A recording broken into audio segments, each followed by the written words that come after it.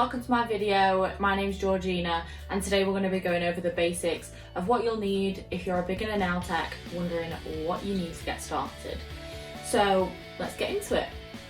The first thing that I'm going to start with is your monomer. Now I get my monomer from Glitter Bells. You can use whatever brand you prefer working with, but this is a must. Obviously it goes with your acrylic powders to actually make the acrylic. Another thing that you'll need is your files. Now I get my files from NSI. A lot of my stuff is from NSI, so when I did my qualification I paid for my qualification to come with kit, and NSI was the brand that they used. So a lot of my stuff is from NSI or Glitter Bells or a few different places, but I will let you know where everything's from. Now the files are from NSI. They've been fab since I started using them, so I've never had a reason to give another brand a try. Now the sample packs that I get, I've got 2 of each grit, the 100, the 150 and 180. They cover all bases and they are a must-have before you obviously go onto your e-file. But for beginners I would definitely say start off with your normal files, and then when you get more confidence to use an e-file, then go for it. The next thing you'll need is your Dehydrator and your primer. Again, I've never had any issues with these. I've still got these from when I did my qualification, so they last so long and they are a must for your prep. So obviously once you've done your tips and blended them, you'll then go in with your Dehydrator and your primer before applying the acrylic. So these are definitely a must-have. The tip glue is also from NSI. Again, it's lasted me so long, and you'll definitely need this for gluing your tips on. Going on to tips, now I have quite a few different sort of shapes and brands and stuff. Again, the NSI ones were the ones that came in my kit for my qualification, and these actually do have wells on them, which is one thing that I would suggest for beginners, to make sure your tips have wells on, just because they're a really good sort of measurement for where you need to be at with applying the tip to the nail. Because that was one thing that when I then moved on to Glitter Bells tips, they didn't have wells on them. That is when I sort of felt a bit out of my comfort zone, because I was sort of trying to gauge it myself, but it's something that will come with time and experience, so I would definitely suggest getting tips with wells in them. Obviously then move on to shaped sort of tips already. Now here I've got clear stiletto, square matte finish and clear almond. The clear stiletto are probably ones that I get most use out of, just because a lot of my clients have coffin shape.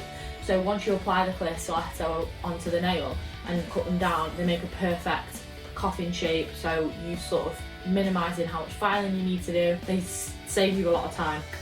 Next thing that I would go on to are your acrylic brushes. Now I have one from when I started doing nails. Now I started with a size 8, which is very small but great for beginners because they give you smaller beads, which just means you have a lot more control, sort of build your confidence with working with it. You can then move up a size. I'm onto a size 10 now. Now there is quite a big difference in the bristle sizes, as you can see. It took me a while to get used to my size 10. And just to be honest, I still do sometimes with like smaller nail beds and stuff like that. But yeah, definitely start smaller, and also don't be shy with spending some money on your acrylic brushes, just because they'll be used a lot. So I need to try and get Kolinsky brushes, just because they are a lot better quality and will last you longer. If you obviously buy cheaper brushes, then you'll sort of notice the issues with the bristles and them falling out and things like that.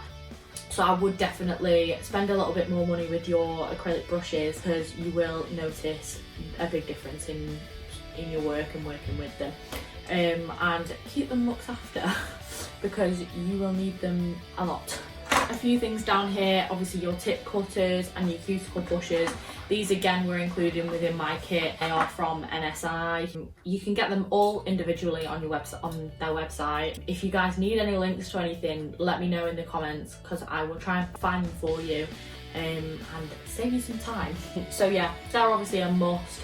Cuticle pusher for your prep and the tip cutters. Going on to the acrylic powders, one big tip that I would give you is just to make sure that you just buy the basics first of all. Figure out what you like working with, because I made that mistake with buying a lot of acrylic colours and spending hundreds of pounds on acrylic colours that I then ended up having to sell because I didn't like working with them. So I would definitely get just basics for now, so your whites, your clears, your nudes, pinks, things like that, just to sort of see what you prefer working with. And then obviously if you prefer working with acrylic, then go ahead and buy as much coloured acrylic as you like.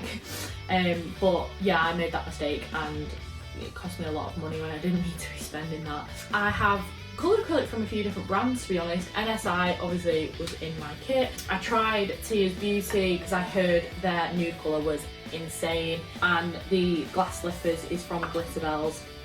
Glitterbels is just probably my go-to, to be honest. Then with your gel, I would again start basic. Just start your collection small and build on it. I have here your top coat and your base coat, which are obviously a must.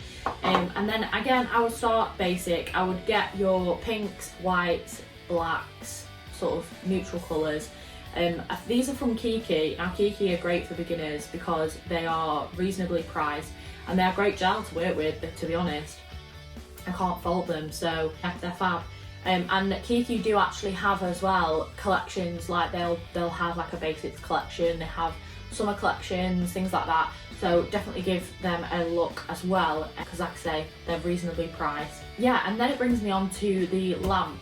Obviously you'll need this for setting your gel polishes. And now you can buy these cheap or you can buy them expensive. If you want to spend a lot or you don't want to spend a lot. This lamp was included in my kit as well, so I'm not actually too sure how much it was. But yeah, so I think that pretty much covers everything, to be honest. But if I have missed anything, I'm terribly sorry. I've done a TikTok on this. If you haven't checked that out already, go and have a look at my TikTok page. It's at the Nail Room by G, and so is my Instagram, so go and have a look at those. I will be planning a lot more videos and getting them up hopefully weekly for you guys, so make sure you subscribe and keep an eye out, and I'll see you in the next video. See you later.